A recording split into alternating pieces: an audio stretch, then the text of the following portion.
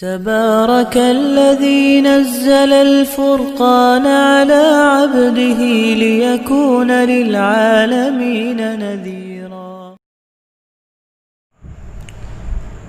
What's app اور face بک استعمال کرنا کیسا ہے؟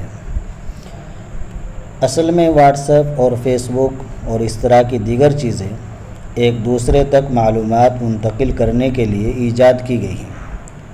چنانچہ ان کے ذریعے سے منٹوں سیکنڈوں میں دنیا کے ایک کونے سے دوسرے کونے تک اطلاعات بھیجی جا سکتی ہیں اور اپنی بات پہنچائی جا سکتی ہے۔